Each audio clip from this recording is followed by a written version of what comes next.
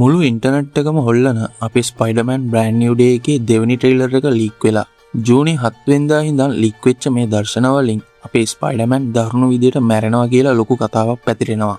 ඒ විතරක් නෙවෙයි, මීට කලින් කවදාවත් දැකලා නැති ග්‍රේ හල්ක් ස්පයිඩර්මෑන් එක කරන්න යන ඒ භයානක සටන මොකක්ද? ඇත්තටම මේක ලීක් වුණාද නැත්නම් ලීක් කරාද කියන එක තමයි ප්‍රශ්නය.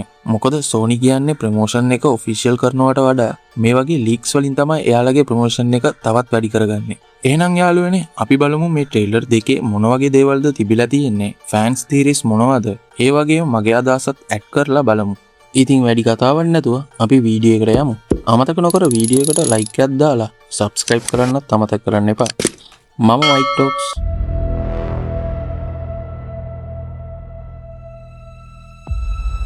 දැනට ලීක් වෙලා තියෙන වීඩියෝස් පොඩ්ඩක් බ්ලර් වෙලා වගේ තමයි මම දැක්කේ. නමුත් ඒකේ වොයිස් ටික ඇහුවම මොන වගේ දේවල්ද ට්‍රේලර් එකේ තිබිලා තියෙන්නේ කියලා අපිට අඳුරගන්න පුළුවන්. ඒකත් එක්කම මේ ලීක් වෙලා තියෙන වීඩියෝ එකේ Property of Columbia Pictures කියන වෝටර්මාර්ක් එකක් තිබිලා තියෙනවා. ඒ කියන්නේ අනිවාර්යෙන්ම අපිට හිතා ගන්න පුළුවන් මේක ඔරිජිනල් ට්‍රේලර් එකක් තමයි කියලා. සෝනි දැනටමත් මේ ටික බ්ලොක් කරලා ඇති. සෝනිලා මේ වගේ බ්ලොක් කරන එක අපිට අලුත් දෙයක්ද?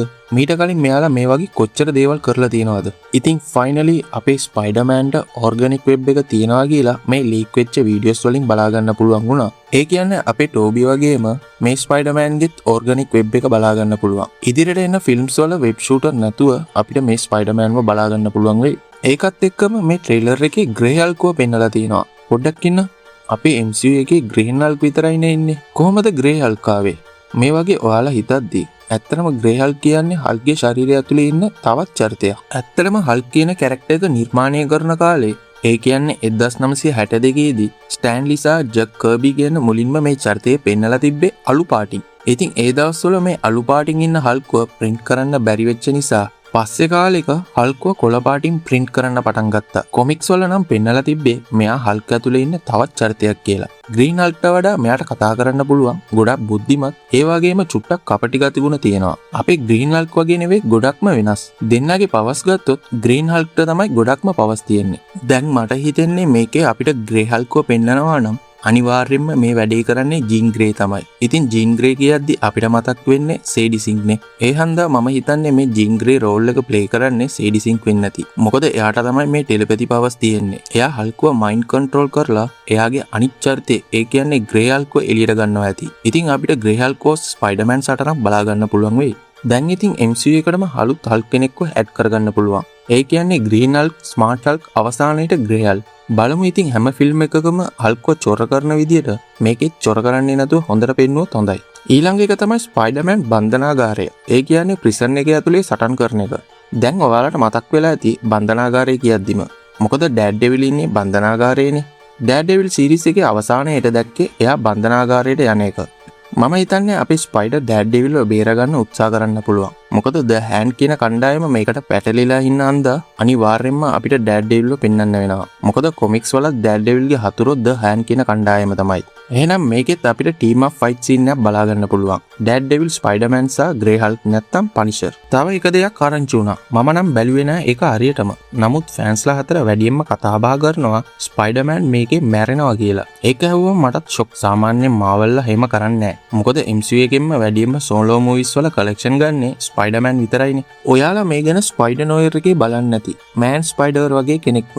එයාටත් එයාගේ මියුටේෂන් එක ශරීරයේ පාලනය කරන්න බැරි වෙලා තමයි මැරෙන්නේ. අන්න ඒ වගේ තමයි මෑන් ස්පයිඩර් එයාත් ඉන්නේ. ඉතින් ස්පයිඩර්මෑන්ට මේ ඕර්ගැනික් වෙබ් එක ලැබුණට පස්සේ එයාට අලුතෙන්ම වෙබ් ටොනාඩෝ කියලා අලුතෙන් ෂූටින් ස්ටයිල් එකක් මතුවෙනවලු. ඒ කියන්නේ සාමාන්‍ය නෝමල් වෙබ් ෂූටින් වලට වඩා මේ ටොනාල්ඩෝ වෙබ් ෂූට් එකෙන් සතුරන්ගේ මුළු ටීම් එක වුණත් එකපාරම නොක් කරලා දාන්න පුළුවන් කියලා තමයි කියන්නේ. ඇත්තට මම නම් මේක ගැන අහලා නැහැ. ඔයාලත් මේ ටොනාඩෝ වෙබ් ෂූට් එක ගැන දන්නවනම් පල්ලෙන් කමෙන්ට් එකකින් කියන්න. ඉතින් මේ වගේ අලුත්ම ෂූටින් ස්ටයිල් එකක් මෙයාට ලැබෙන්නේ මියුටේෂන් එකට ලක් වෙන නිසා. අන්න ඒ අන්ද තමයි මෙයාගේ ශරීරයේ පවර්ස් සේරම මේ විදිහට දරුණු වෙලා වෙනස් වෙන්න පටන් ගන්නෙ. මම හිතන්නේ මේ ටොනාඩෝ වෙබ් ෂූට් එකෙන් තමයි හල්ක්ව ඩිෆීට් කරනවා ඇත්තේ. මොකද ස්පයිඩර්මෑන්ගේ නෝමල් වෙබ් ෂූට් එකෙන් හල්ක්ව ඩිෆීට් කරන්න බෑනේ.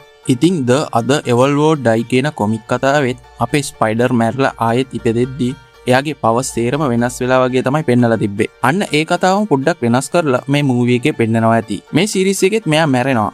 මගේ අදහස නම් ස්පයිඩර් මැරෙන්න කලින් ඔන්න මෙන්න තියෙද්දි අනිවාර්යෙන්ම වෙනම් සිම්බියොට් අර ස්පයිඩර්ව බේරගන්නවා ඇති. මොකද ස්පයිඩර්මෑන් තමයි ඊළඟට මේ ඇවෙන්ජර්ස් ටීම් එකම ලීඩ් කරන කතාවකුත් තියෙනවා. අනිවාර්යෙන්ම මේක පෝස්ට් ක්‍රෙඩිට් සීන් එකේ තියෙන්න ඕනේ.